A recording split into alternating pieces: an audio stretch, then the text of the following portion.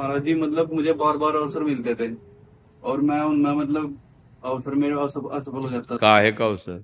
मतलब जैसे कि कहीं फौज में जाना या पुलिस की नौकरी होगी कुछ भी, मतलब मुझे बार बार मौके मिलते रहते थे। लेकिन अब जब वर्तमान में क्या हो रहा है जीवन में, कुछ पल तो मतलब खुशी हो जा, कुछ पल दुख हो जा, मतलब ये सब कुछ चल रहा। तो तुम्हें समस्या क्या है, क्या चाहते हो तुम? समस्या ये है जी, मतलब मार्गदर्शन चाहिए था। नहीं, आप चाहते क्या हो? मतलब सुखी रहूं। सच्ची बात। तो गलत आचरण मत करो। जो भी तुम्हें कर्तव्य कर्म मिले उसे भगवान की सेवा मान करके करो। तुम्हारे घर में कोई कर्तव्य कर्म है?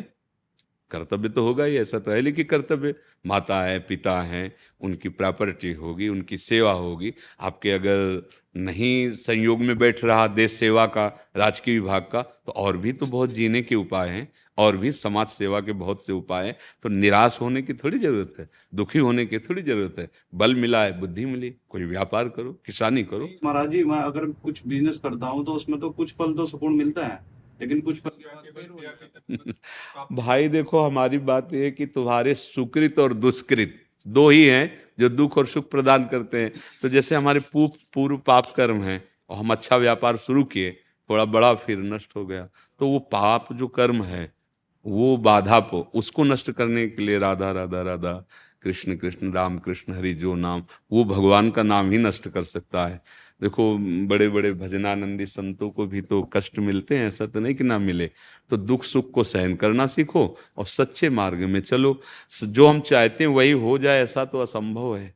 नहीं, सब चाहते हैं कि बढ़िया व्यवस्था, लेकिन चाह से केवल नहीं हो जाएगी, कर्म भी करना पड़ेगा उसके अनुसार। अच्छा, कर्म करते हुए सफलता नहीं मिल रही तो पूर्व का कर्म आपको बाधा पहुंचा रहा है। आप अच्छे पढ़े लिखे हो, आप स्वस्थ हो, आप वो पा सकते हो जो पाना चाहते हो, लेकिन नहीं बन रहा विधान, तो फिर उसका मतलब कोई हमारा कर्म है जो बाधा पहुंचा रहा है। भगवान का नाम जप करो, जैसी परिस्थिति में आए जीना सीखो। नहीं तो पढ़े लिखे बहुत हैं और नौकरी नहीं मिल रही, अब क्या करें? तो क्या शरीर नष्ट कर दे क्या, दुखी होकर बैठ जाए क्या, डिप्रेशन में आ जाए क्या? नहीं, कोई छोटा मोटा व्यापार कर लो, किसानी कर लो, कुछ करो, करके और जैसे बने वैसे जीवन को भगवान के चरणों में अर्पित कर दो। जाना तो है ही यहाँ, अगर अरबों खरबों भी जमा कर लोगे तो भी जाना ही तो पड़ेगा, और यही सब छूट जाएगा। तो समय व्यर्थ मत करो।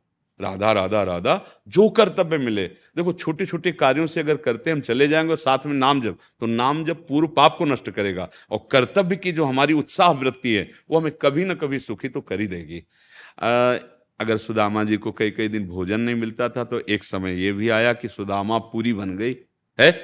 तो ऐसा नहीं कि मनुष्य के जीवन में एक ही सोपान होता है, दुखी दुख, ऐसा किसी के जीवन में, और ऐसा किसी के जीवन में नहीं होता कि सुख ही सुख होता हो।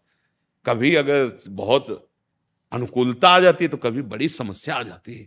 तो हमें समस्याओं में टूटना नहीं, अनुकूलता में फूलना नहीं है। यही अध्यात्म सिखाता है। और ऐसा नहीं है कि दुख सुख ना आते हों, आते तो सबको हैं, पर सह जाओ और अच्छे कार्य करो तो आप आगे बढ़ते चले जाओगे, सुख ज्यादा मिलने लगेगा और दुख से लड़ने की क्षमता आ जाएगी, निकल जाओगे। नहीं तो दुख ऐसे ऐसे आते हैं कि बस यही लगता है अब दूसरा उपाय नहीं, शरीर को शांत करना। पर शरीर शांत होने के बाद कोई 5 स्टार होटल थोड़ी कि वहां बुक हो जाएंगे जाके, फिर हमारा कोई शरीर मिलेगा इससे गिरा हुआ और वहां फिर भोग भोगने पड़ेंगे। अभी तो हम ऐसे कर्म कर सकते हैं कि शरीर बंधन से मुक्त हो सकते हैं। नाम जप करो, अच्छे आचरण करो, जो भी कर्तव्य मिले। देखो, अगर हमको परिवार चलाना है, व्यापार करना है, तो कुछ भी कार्य मिले अपनी क्षमता के अनुसार प्रयास करते रहना चाहिए। ऐसा नहीं है कि हम प्रयास करते रहे निष्फल ही होते रहे, ऐसा भी नहीं है। ऐसा नहीं है, एक बार दो बार तीन बार, लेकिन चौथी बार तो हमारी सफलता होगी। हमें निराश नहीं हो। हमने तो यहां तक कहा कि 1000 बार अगर साधक गिर जाए तो भी वो परमार्थ ना छोड़े।